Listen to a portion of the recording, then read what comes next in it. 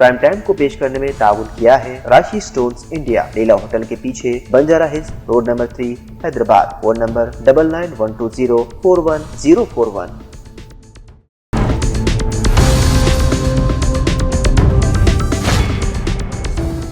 अस्सलामुअलैकुम नाज़रीन, सियासत टीवी के प्राइम टाइम में आप सबका तहजील से इस्तकबाल है। मैं हूं फरजान अहमद। सबसे पहले पेश है प्राइम टाइम की हेडलाइंस। ट्रैफिक हादसा पर रोक लगाने जाम इक़दाम किए जाएँ। ट्रैफिक चालान करते ही अकाउंट से रकम काट ली जाए। चीफ मिनिस्टर तेलंगाना रेवंत रेड्डी की नई तजवीज़।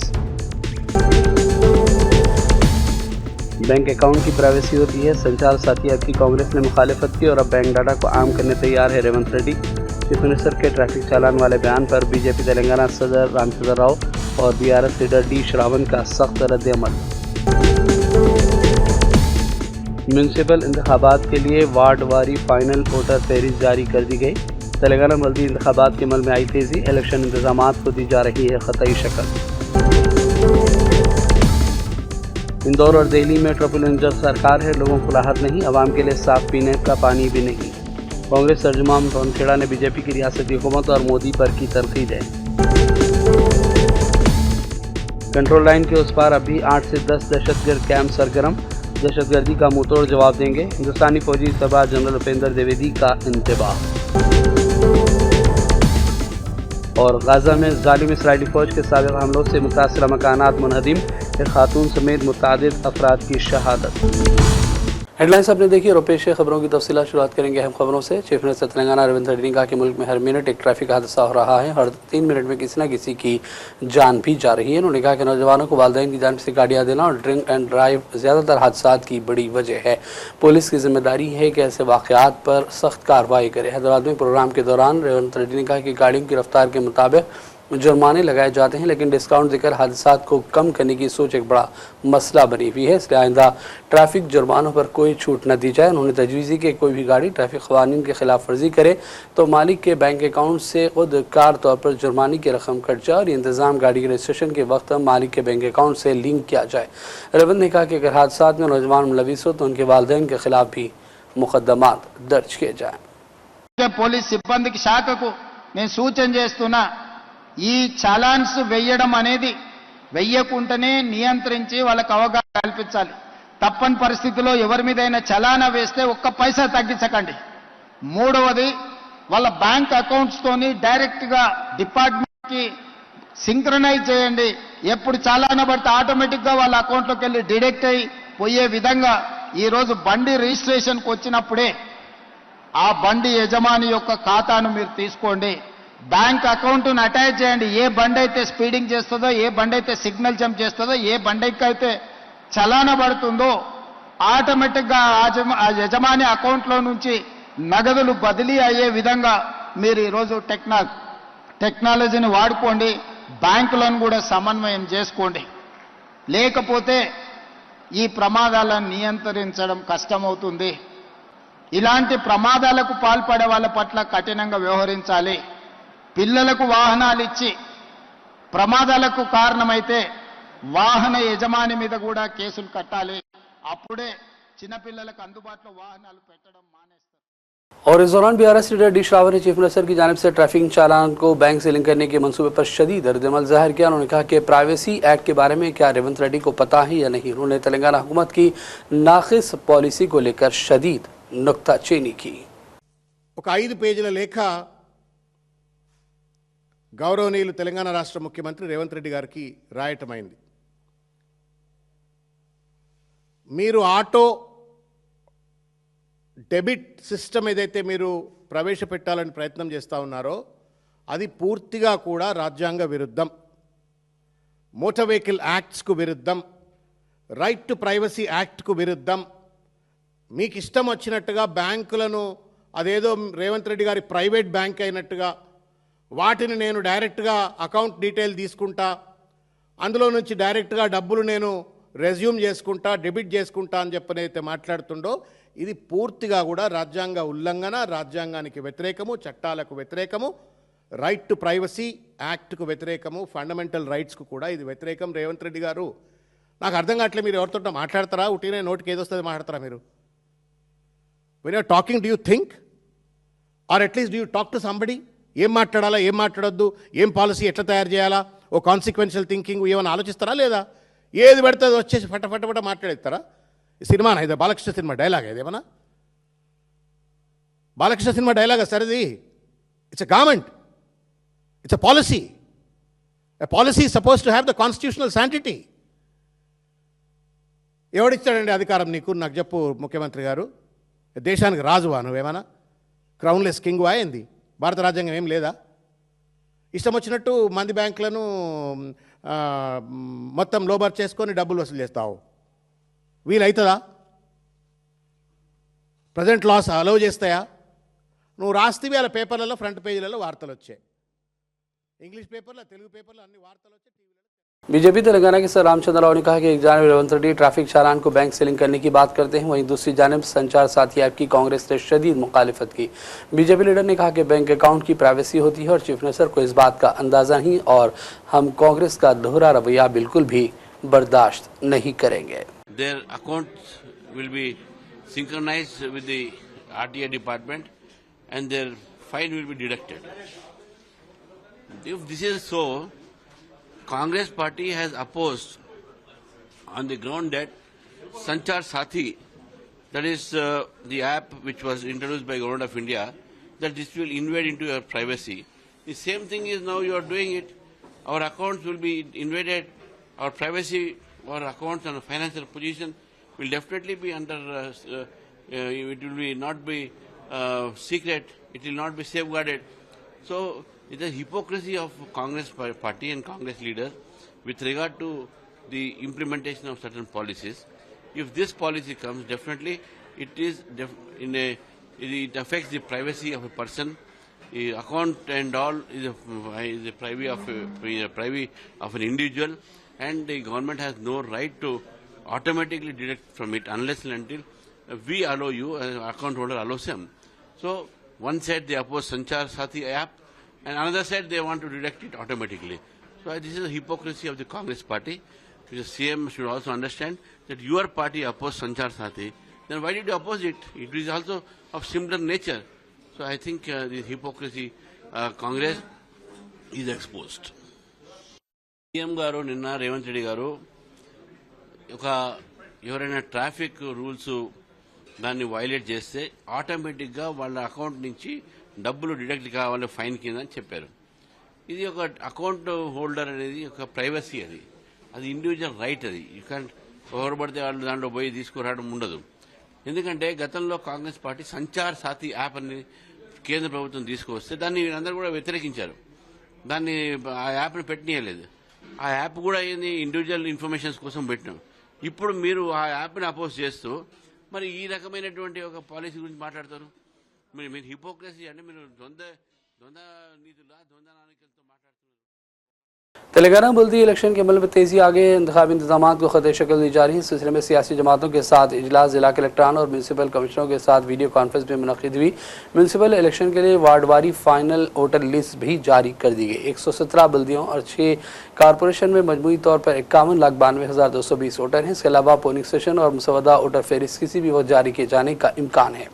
हुकाम के मुताबिक SC और ST रिजर्वेशन साल 2011 की मरदमशुमारी की बुनियाद पर तय होगी, जबकि BC रिजर्वेशन सिर्फ डिडक्शन कमीशन रिपोर्ट की बुनियाद पर मुकर्रर की जाएगी। तेलंगाना काबीना का 18 जनवरी को मेडरा मुलुगु में इजलास मुनक़िद होने वाला है। चीफ मिनिस्टर रेवंत रेड्डी के डाउस दौरे से कबल ये काबीनी इजलास होगा, जिसके बाद चीफ मिनिस्टर बैरूनी दौरे पर रवाना होने वाले हैं।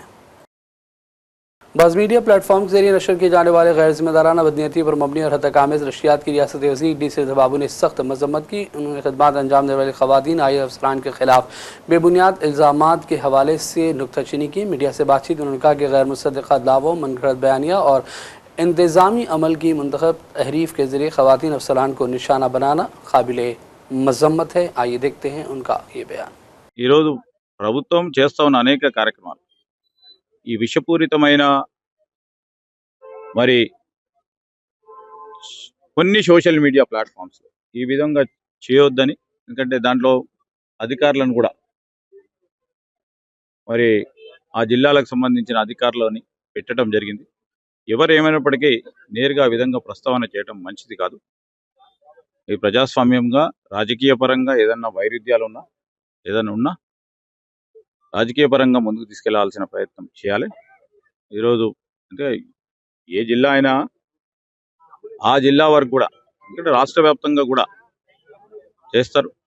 అందుకోసమే ఈరోజు అందరికి కూడా అపీల్ చేస్తూ ఉన్నాం. ఇది కరెక్ట్ కాదని కొంతమంది సోషల్ మీడియాకు సంబంధించిన ప్లాట్ఫామ్స్కి సంబంధించిన మిత్రులకు కూడా లేకుంటే ఒక ప్రధానమైన మరి టీవీ ఛానల్లో వచ్చిన వైనాన్ని కూడా ఖచ్చితంగా కూడా ఖండిస్తూ ఉన్నాం. అధికారులు నిష్పక్షపాతంగా వారు పనిచేస్తూ ఉన్న సందర్భంలో వారికి మోరల్గా ముందుకు తీసుకెళ్లే ప్రయత్నం చేయాలని ఈ విధంగా చేయొద్దని అపీల్ చేస్తా ఉన్నాం. ఇది ఇప్పుడు పొంగులేటి శ్రీనివాసరెడ్డి గారు చర్చ సందర్భంలో అడిగినప్పుడు సమయం వచ్చినప్పుడు చూస్తా ఉన్నారు. ఇప్పుడు ప్రస్తుతానికైతే అది ఏం లేదు. ఈరోజు ట్యాంకుల నిర్మాణం కానీ ఇతర అవసరాలను తీర్చడానికి ముఖ్యమంత్రి గారు రేవంత్ రెడ్డి గారి సారథ్యంలో మొత్తం పట్టణాభివృద్ధులకు అన్నిటికీ కూడా మేము ప్రయత్నం చేస్తూ ఉన్నాం. తప్పకుండా संक्रांति त्यौहार के मौके पर तेलंगाना और आंध्र प्रदेश में गोश्त की कीमतें आसमान को छूने लगी हैं। त्यौहार की मांग और पैदावार में कमी की वजह से चिकन और मटन की कीमतों में अचानक लगभग 100 रुपये का इजाफा रिकॉर्ड हुआ। गुज़िश्ता माह जो चिकन 230 था 240 रुपये किलो था, उसकी कीमत 330 से 340 रुपये के दरमियान पहुँच गई।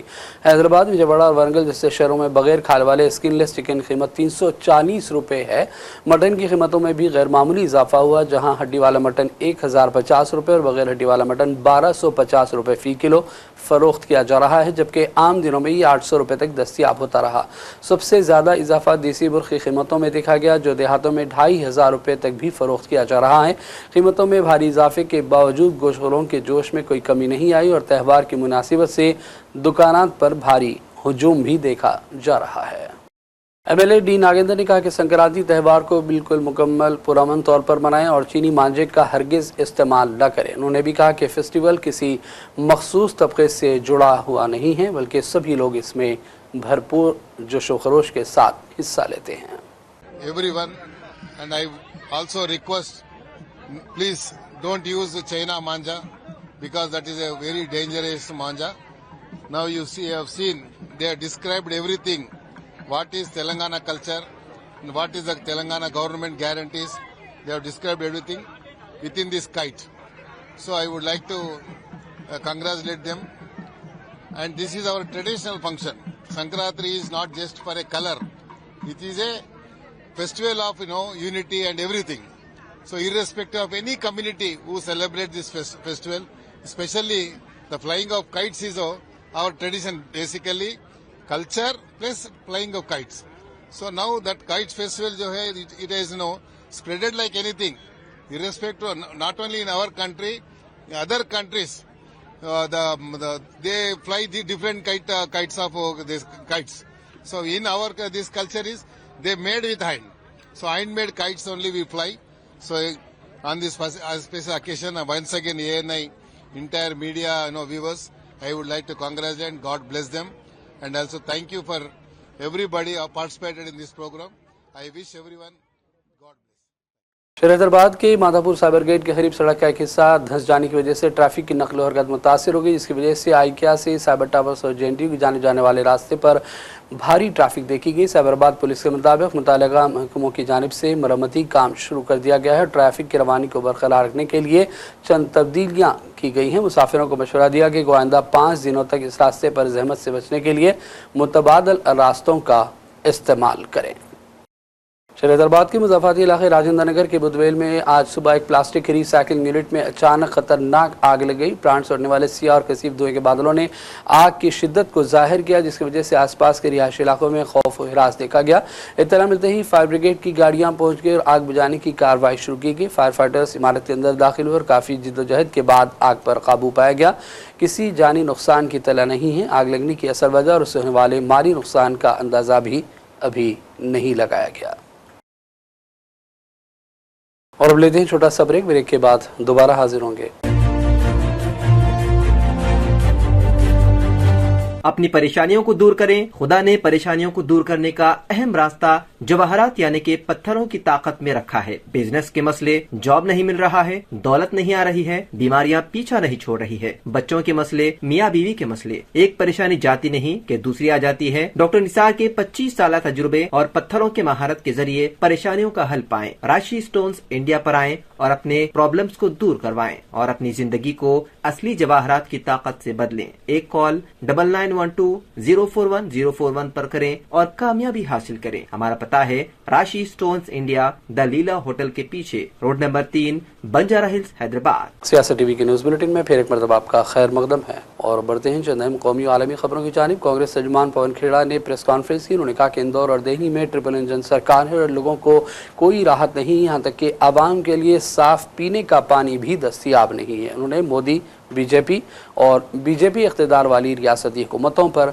सख्त तनकीदें की। मुंबई के साथ लगातार धोखा हो रहा है। आज सड़कों पर हम देख रहे हैं खर्चा कितना कर रहा है कौन चुनाव में। बीजेपी और शिवसेना के अलावा कहीं आपको कुछ नहीं दिखेगा, क्योंकि पैसा सिर्फ इनके पास है। वो पैसा किसका है? वो पैसा कहां से आया है? वो पैसा मुंबई की जमीन बेचकर आया है, वो पैसा मुंबई के हक बेचकर आया है और वो पैसा यहां गंवाया जा रहा है, बर्बाद किया जा रहा है। जो हमारे हक के साथ लगातार खिलवाड़ करे, जो रोज हमें धोखा दे, क्या ऐसी पार्टी को फिर से जिताना चाहिए? क्या ऐसी पार्टी को चुनाव लड़ने के वक्त जब वो दरवाजे पर आए तो सवाल नहीं पूछने चाहिए? हम बार बार मुद्दे उठाते हैं। जो करोड़ों रुपए विकास के लिए सबको बराबर मिलने चाहिए, हर पार्टी के एमएलए को मिलने चाहिए, हर पार्टी के पार्षद को मिलने चाहिए, मिले क्या? कितना प्रतिशत बीजेपी के एमएलए ले गए, शिंदे सेना के एमएलए ले गए और कितना प्रतिशत विपक्ष को मिला? यह सवाल भी पूछना जरूरी है, क्योंकि यह पैसा कोई मोदी का नहीं है, अमित शाह का नहीं है, यह पैसा हमारे और आपका है, आम मुंबईकर का पैसा है। कभी कहते हैं साहब double engine, triple engine. Indore में ट्रिपल इंजन है, पानी में जहर। दिल्ली में ट्रिपल इंजन है, उदित राज जी जानते हैं, हवा में जहर। और मुंबई की हालत भी वही है जो मैं आपको बता रहा था। अस्पताल, स्कूल, बिजली, सड़क, सबकी हालत वही। हिंदुस्तानी फौजी सरबराह जनरल उपेंद्र द्विवेदी ने कहा कि कंट्रोल लाइन के उस पार अभी 8 से 10 दहशतगर्द कैंप सरगर्म हैं, जिसमें 100 से 150 दहशतगर्द मौजूद हैं। जनरल द्विवेदी ने यौम वफात से पहले सालाना प्रेस कॉन्फ्रेंस में सवालात के जवाब दिए और कहा कि जम्मू कश्मीर के अंदरूनी इलाकों में लगभग 140 दहशतगर्द मौजूद है, लेकिन दहशतगर्दों की भर्ती काफ़ी अरसे से नहीं हुई। उन्होंने कहा कि जम्मू कश्मीर में सूरत हाल काबू में है, लेकिन हसास भी है। उन्होंने मजीद कहा कि सरहद के इलाके में अभी 8 से 10 ग्रुप सरगर्म हैं, जिनमें से 6 कंट्रोल लाइन के पार और 2 बैनुल-अक़वामी सरहद के पार हैं। उन्होंने कहा कि फौज का ऑपरेशन सिंदूर अभी खत्म नहीं हुआ और किसी भी दहशतगर्दाना हरकत का फौज सख्त जवाब देगी। उन्होंने भी कहा कि शुमाली सरहद पर सूरत हाल मुस्तहकम है, लेकिन चौकसी बरकरार रखी गई है। और अब बात करेंगे फ़लस्तीन की। गजा शहर में जालिम इसराइली फ़ौज के साबिक़ हमलों से मुतासिर मकानात की दीवार के इन्हदाम की वजह से एक खातून शहीद हो गई। 33 साल वफ़ा नामी खातून मकान का मलबा गिरने से शहीद हुई है, जबकि दीगर कई अफराद ज़ख्मी हुए। यह हादसा मगरबी गजा में तूफ़ानी हवाओं और मौसम की वजह से पेश आया, जिसने पहले से ही नुकसानदा मकान के दीवार को गिरा दिया। मगरबी गजा में शाती कैम्प की एक रिहायश इमारत के इन्हदाम की वजह से कई फ़लस्तीनी ज़ख्मी हुए।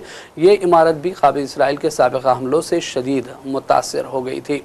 मौसमी हालात के दौरान कई बार हादसा पेश आ रहे हैं, जहाँ पहले क़ाबिल इसराइल के हमलों से नुकसान पहुँचने वाले मकानात मज़ीद बारिश और तेज़ हवाओं के सबब गिर रहे हैं, जिससे जानी और माली नुकसानात में इजाफा हो रहा है। जंगबंदी के बावजूद इसराइल की जालिम फ़ौज न सिर्फ हमले कर रही है, बल्कि मकानात को भी तेज़ी के साथ ढाया जा रहा है। ईरान के ताज़ा हालात और मुजाहिरीन की लागतों पर ट्रंप की ईरान के खिलाफ धमकी का जवाब देते हुए हुकाम ने कहा कि हमले का जवाब दिया जाएगा। हालांकि ऐसी इत्तला थी कि ट्रंप इंतजामिया से बराह रास्त ईरानी हुकाम राब्ते में आए हैं। इससे कबल खामनाई ने कहा था कि अमरीकी साजिश नाकाम हो गई और उन्हें भी कहा था कि हुकूमत ने अमरीकी साजिश को नाकाम बनाया। ईरान में अमरीकी सिफारत खाने ने इस दौरान एडवाइजरी जारी की और कहा कि मुजाहिरों की शिद्दत में इजाफा हुआ जो मजीद तशद्दुद की सूरत इख्तियार कर सकते हैं, जिसकी वजह से गिरफ्तारियों और ज़ख्मी होने के वाक़यात के अंदेशे हैं। एडवाइजरी में शहरियों से कहा गया कि वो फ़ौरन ईरान छोड़ दें। सूरत हाल बिगड़ने की सूरत में उन तक मदद पहुँचाने मुश्किल होगी, लिहाजा वो ज़मीन के रास्तों से ईरान की हदूद से निकलें। ऐसे शहरी जो इस वक्त ईरान नहीं छोड़ सकते उनसे अपने घरों या फिर महफूज इमारतों में रहने की हिदायत दी गई है। और अब आखिर में हेडलाइंस पर डालेंगे एक और नज़र। ट्रैफिक हादसात पर रोक लगाने जामे इक़दाम किए जाएँ। ट्रैफिक चालान करते ही अकाउंट से रकम काट ली जाए। चीफ मिनिस्टर तेलंगाना रेवंत रेड्डी की नई तजवीज़। बैंक अकाउंट की प्राइवेसी होती है, संचार साथी ऐप की कांग्रेस ने मुखालिफत की और अब बैंक डाटा को आम करने तैयार है रेवंत रेड्डी। चीफ मिनिस्टर के ट्रैफिक चालान वाले बयान पर बीजेपी तेलंगाना सदर रामचंद्र राव और बीआरएस लीडर डी श्रावण का सख्त रद्द-ए-अमल। म्यूनसिपल इंतखाबात के लिए वार्ड वारी फाइनल वोटर फहरिस्त जारी कर दी गई। तेलंगाना मल्टी इंतखाबात के अमल में आई तेजी, इलेक्शन इंतजामात को दी जा रही है ख़तई शक्ल। इंदौर और दिल्ली में ट्रिपल इंजन सरकार है, लोगों को राहत नहीं, आवाम के लिए साफ पीने का पानी भी नहीं। कांग्रेस तर्जुमान तोनखेड़ा ने बीजेपी की रियासती हुकूमत और मोदी पर की तनकीद है। कंट्रोल लाइन के उस पार अभी 8 से 10 दहशतगर्द कैंप सरगर्म, दहशतगर्दी का मुंहतोड़ जवाब देंगे। हिंदुस्तानी फौजी सरबराह जनरल उपेंद्र द्विवेदी का इंतबाह। और गाजा में जालिम इसराइली फौज के साबिक़ हमलों से मुतासिरा मकानात मुनहदिम, एक खातून समेत मुतादिद अफराद की शहादत। प्राइम टाइम का सिलसिला फिलहाल यही ख़त्म करते हैं। मोहम्मद फरजान अहमद को पूरी टीम के साथ इजाज़त दें। देखते रहिए सियासत टीवी। अल्लाह हाफिज़। प्राइम टाइम को पेश करने में ताउन किया है राशि स्टोन्स इंडिया, लीला होटल के पीछे, Banjara hills, road number 3, Hyderabad. Phone number 9912041041।